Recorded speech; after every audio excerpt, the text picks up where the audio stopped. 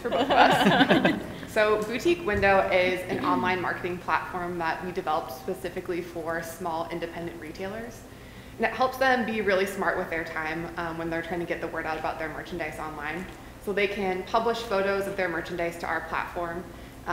We do all of the hard work behind the scenes to get that optimized for viewing online, send it out to their website and to their social media platforms like Facebook and Pinterest and Twitter. And Ella and I both worked at Swanson Russell together for several years. We were both doing interactive strategy work for really large B2B clients, so we worked on a national and global scale. And we did everything from social media marketing to digital ads to big million-dollar website projects for our clients. So doing really, really cool work, but we weren't particularly connected to the audiences that we are working with. So Swanson Russell is a great company. We had a ton of fun there. We did a lot of work for outdoor recreation clients, hunting and shooting, green industries, a lot of agriculture. I'm a vegetarian and my primary client was Weatherby, which makes hunting and shooting rifles. So just a little bit of a disconnect from a personal perspective. So that really led us to start thinking about other opportunities that would keep us in Nebraska, but really allow us to explore our passion for interactive marketing and apply it to an audience that we were a little bit more personally passionate about. And we started Boutique Window as a project. And as we started to kind of test our idea out with retailers in our community, we realized that there could potentially be a business behind it, and it has evolved to where we're at today. So. I can talk about a couple different things. The Big Plate we started about 2 years ago as a member organization for entrepreneurs to really start the conversation with founders and other people that were building things in Nebraska, and that led to my work at NUtech Ventures, which led to this creation of this accelerator program called NMotion.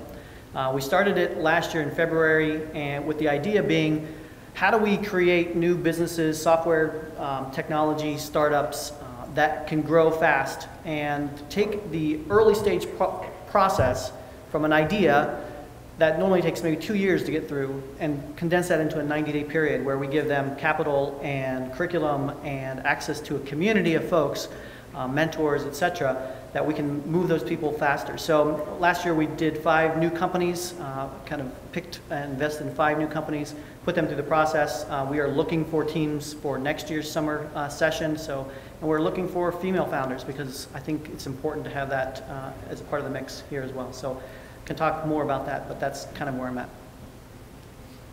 And I started Pop Art about 1.5 years ago, and maybe you're all thinking about starting a gourmet popsicle shop, so it's obvious where that idea came from.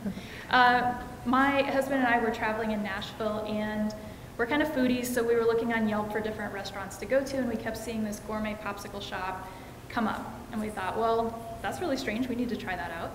And so we went, and it was early December, and the line was out the door. And we thought, well, that's weird.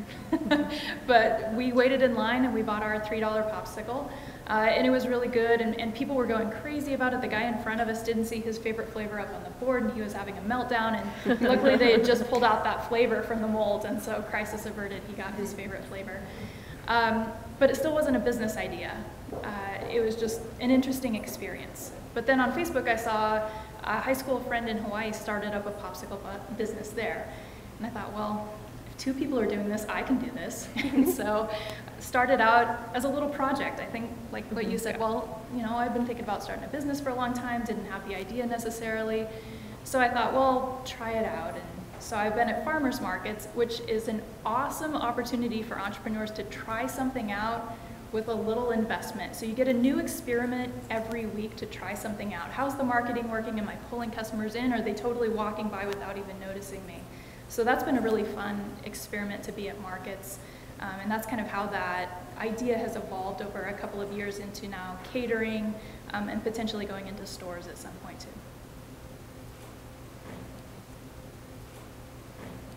I think it's awesome, and it is so exciting to be in the startup community in Lincoln right now. I think it feels like we're at the beginning of something, and so to be here at the beginning stages of that is really fun, and I think in 5 or 10 or more years we're going to look back and say, remember the early days when we were all just building things and we kind of were feeling our way through things? So I think it's really fun to see the networks building up. A friend and I started a group called Ladies Who Launch Lincoln, so find us on Facebook and Twitter, Ladies Who Launch Lincoln. And we meet every couple of weeks, and it's just a place for women who are interested in starting a business, who have a business, or supporting women who have a business to get together. Maybe you just want to come for a glass of wine. That's totally cool. Or we hear from people like Ella and Courtney who talk about how they started their business and what they've learned. So it's really fun to build up those networks and just see how people are experimenting and growing really rapidly. I think things have really changed quickly within the last year or two. I mean, you can look at just the event calendar. I think a year and a half ago, maybe you'd have one startup kind of related event every month.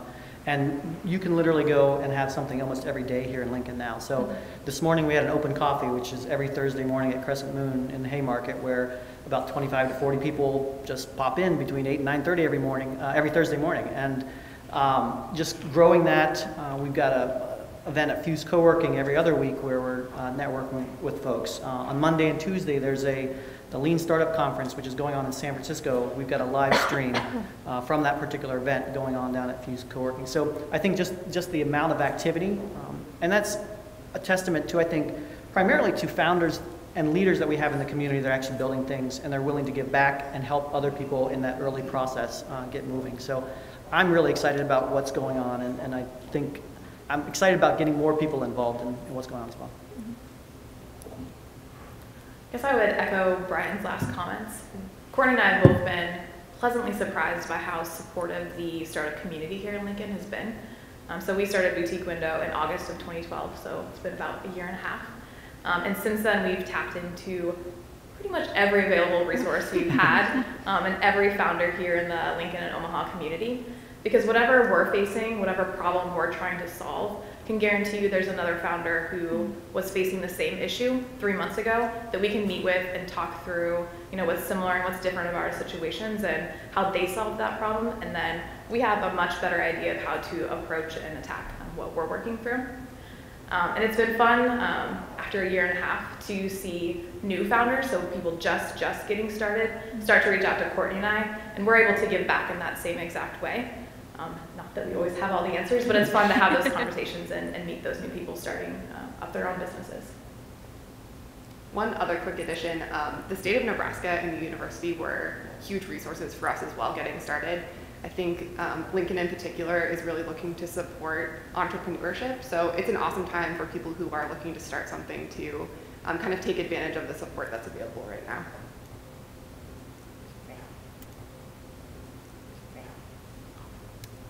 A couple places that were huge for us getting started were the Department of Economic Development. Like I just mentioned, there are a ton of programs right now. Ella and I were lucky enough to get a grant from the state of Nebraska. So literally we got free money to help get our business started, which was, we couldn't have gotten it from project stage to business stage without that help. And the Department of Economic Development is a wonderful resource as a starting place. There's so much stuff going on that it can be a little bit overwhelming to know, what do I qualify for? What should I even spend my time going after? And they were hugely helpful for us in that way. And then the University of Nebraska has also been a huge resource for us as well. So even just in market research, we've been able to tap into the Fashion Merchandising College to help connect us to local retailers in the community who we could just pick their brains and see if the stuff that we're developing is actually serving a market need. And then also tapping into intern resources and advice from people that we've been connected to based on our connections from the colleges that we graduated from. I guess I would encourage anybody just getting started to attend as many of the local startup events as you can. That's everything from networking, so just meeting the people in the scene already. That's going to be huge, and getting those initial meetings set up with those people to ask those initial questions. And then tap into opportunities like Startup Week, where you can go and do a 5-minute pitch, because that's a great way to start getting your idea out there and start getting that initial feedback that you're going to need to use to refine that idea before you start having meetings with potential investors or potential partners in your business. Again, we talked about a couple of things, open coffees, the Friday afternoon clubs, the ladies who launch. Programs like NMotion, I think, are a very big, important piece of the puzzle, and what we thought was missing maybe a year and a half ago, to actually not only have these networking events, but actually bring the community together, all the stacks of the community, from investors to angel investors to the founders themselves, to partners, service providers, and get them in the room actually building things and actually creating businesses, not just talking about building things. So I think that's one of the things that you'll see in the Lincoln community. It's not just about talking, although that's a big part of it. It's about doing. And I think it's very easy to do things here and start things here. So everything that they said. I think, there are so many people here who are willing to meet up for coffee or lunch, and you can just pick their brain. Even tapping into the intern resources, like you said, even though I'm in marketing, I had a class project that took my business and made marketing recommendations, which is fantastic when you're in the day-to-day of a business and don't have time to come up for air, it feels like, to get that outside fresh perspective, and that was free. I mean, I think I bought them lunch. That's great that they can come in with those recommendations, and it's a great talent pool that we have just right here. So both on kind of the mentoring end and the internship end, that's, it'll cost you a coffee or lunch, and I think that's really worthwhile. I think one of the most surprising and enjoyable parts of starting the business is the simple stuff can be really hard, and then the hard stuff isn't as hard as I thought it was going to be. So I worked in supporting startups for quite a while before I actually started my own business, and I thought, well, filing with the state and kind of registering the name, and that's just simple stuff. I was so confused by that stuff. So I sort of cornered the lawyers in my family and had them help me figure that out. But then the things that, starting a business sounds like this huge project, and it's this big thing to take on, but you just nibble off a little bit at a time, and then you kind of look back and you're like, oh, hey, I did that. That's awesome. So that's been really fulfilling and surprising, I think, both of those parts. I think some of the challenges, we're in Lincoln, Nebraska, and so if you think, I deal a lot in the software tech side, and obviously we're not a Silicon Valley, we're not in New York, we're not in Austin, but I think we're growing into that. And while it's a challenge, I think it's also an opportunity, because you can reach out to those networks outside of the area, whether it's Kansas City or Minneapolis or Silicon Valley, and because you're from Nebraska, they'll look up and say, you're doing that in Nebraska? And they're willing to give you some time and effort. So while it's a challenge sometimes to find talent and that, I always say that finding talent, no matter where you're at, is a challenge. But you can build it here, and I think being in Nebraska actually gives us some additional advantages that we don't have if you were, one of 1,000 fish in Silicon Valley. It's going to be a bit of a repeat, but again, I would say the most surprising part about starting a business is how supportive the community has been. So we've already talked about how supportive the entrepreneurial community and the startup community has been, but what Courtney and I found was the local customers that we were working with or trying to work with were just as supportive of us. So they were excited about women starting their own business. They were excited about the opportunity that Boutique Window could bring to their store and improve their online marketing. And just like Jill said, we were terrified to reach out to these people to set up these initial meetings. We thought we were going to get the door slammed in our face. They were going to say, no, I don't want to talk to you. But it's amazing that pretty much anybody will sit down and have a conversation with you if you buy them a coffee. So we always introed with that. We will buy you a coffee if. But the local retail community has just been crazy supportive for us, and that's been amazing.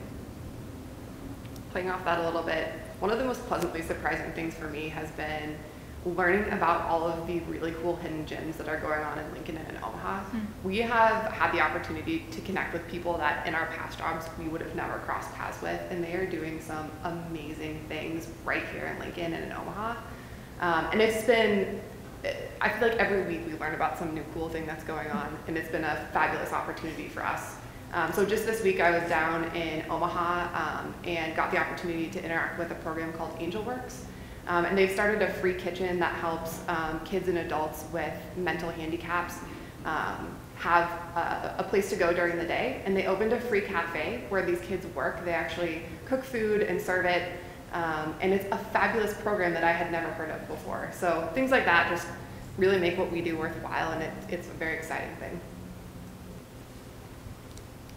The reality is you worked your butt off, and you have 2 more than full-time jobs is really what it came down to for a while.